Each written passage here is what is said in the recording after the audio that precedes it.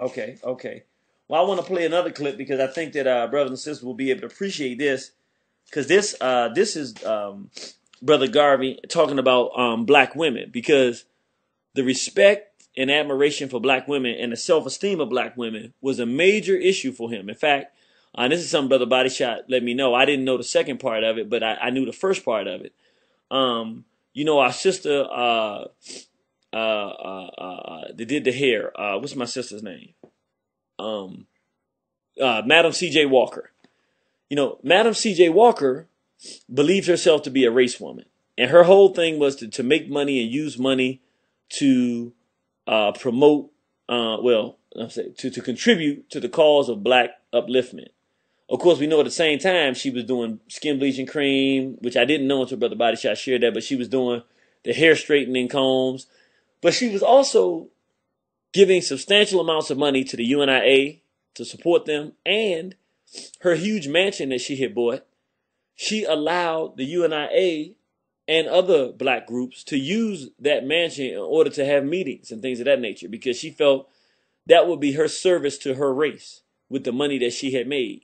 So in addition to helping black women, even though I know we have significant issues with the hair straightening and things of that nature, but in terms of, in addition to her creating black entrepreneurship in black women, she also was contributing heavily to the UNIA, to which I find very interesting. If you're talking about character, and this is something that Brother Body Shot shared with me, and I thought it speaks to the character of Brother Marcus Garvey.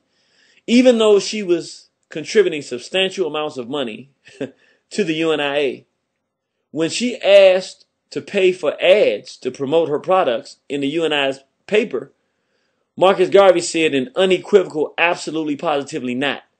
Your products and what you're promoting promote the lack of self-esteem in our women, and there's no way in the world we're going to let you advertise your product in here, even though she was giving money.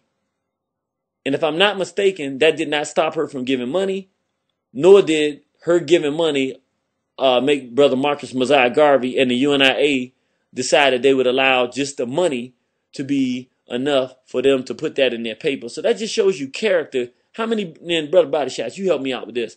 How many black people have the character today that if somebody black is going to give them some money, is a major financial contributor, and wants to advertise in a paper that they have, but you don't totally agree with the message the person giving? How many of our people are going to turn down that money knowing they may turn away a financial contributor? That would be few and far between, brother. Few and far between, yeah. I definitely agree with that. Well, let's take a listen to just a real brief clip of how the UNIA dealt with the idea of promoting beauty in black womanhood.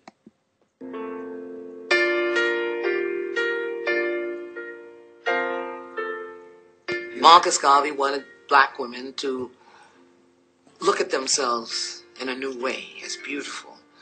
Because up to the time that Marcus Garvey came into the Harlems of America, black women were, domestics, seamstresses, nurses, at the bottom of the rung of whatever service line there could be.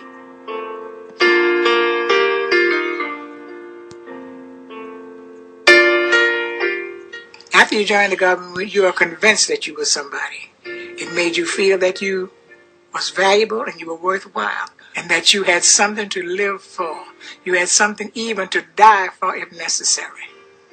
That's how important it was to be a part of the Garvey movement.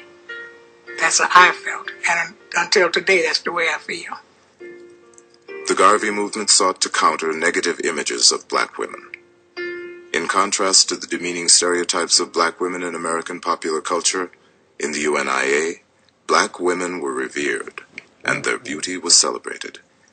Garvey idealized women. He had a romantic view of the beautiful black woman, the black goddess, Africa herself as a woman, and he idealized women, and he wanted to place them on pedestals in a way of lifting them up from jobs like domestic service into middle-class life. He published photographs in his newspaper, The Negro World, showing beautiful black women. He wrote a famous poem, for example, called The Black Woman, which begins, "Black Queen of Beauty, thou hast given color to the world." Among other women thou art royal and the fairest. Black men worship at thy virginal shrine of truest love. When Africa stood at the head of the elder nations, the gods used to travel from foreign lands to look at thee.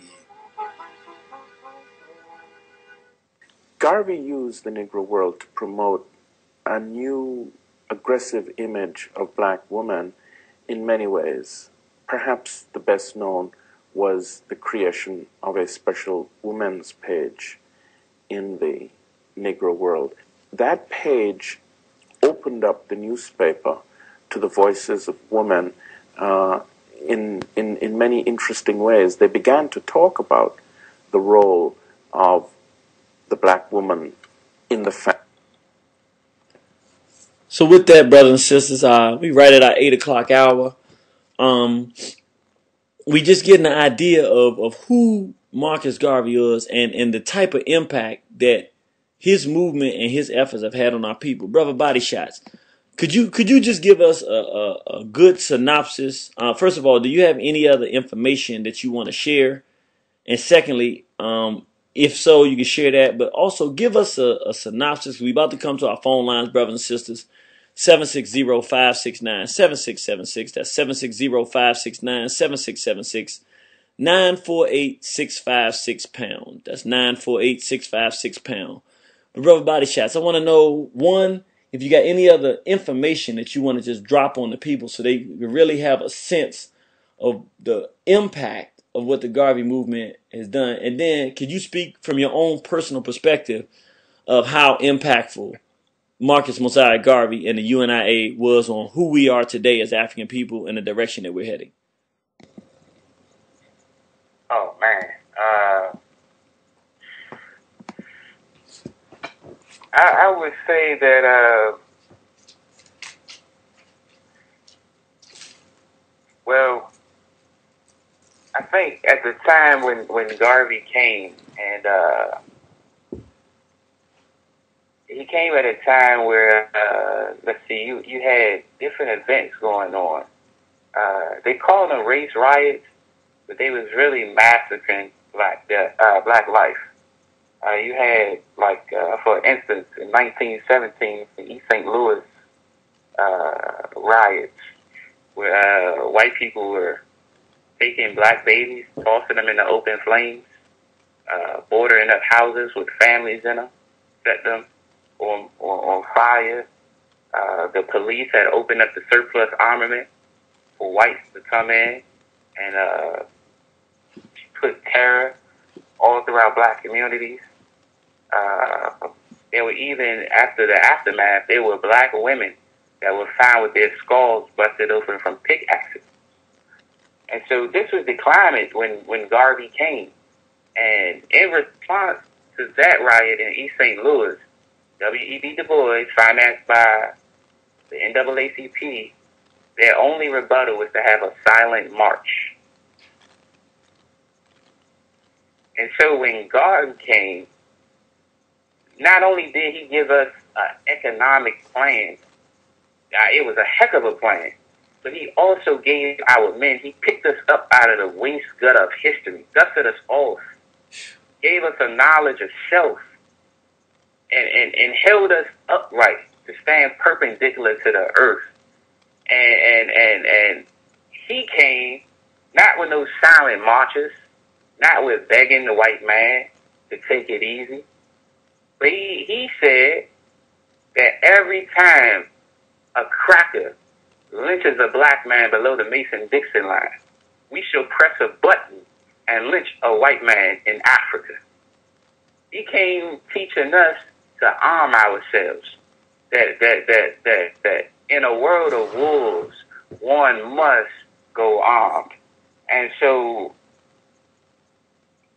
if I could really, just put it in a nutshell, what Garvey did was just awesome. One of the things that he could not do in his lifetime that he wanted to do, because it was the strategic military plan, was to get a home base from which he could operate from.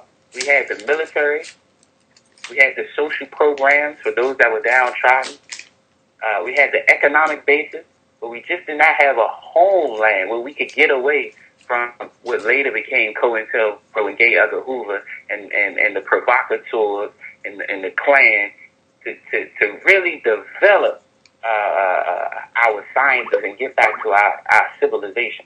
So he did this through the movement to get back to Liberia. And after the League of Nations had took former German colonies after World War I, you had Togo, parts of Ghana, Namibia, the southern region of Angola, Tanzania.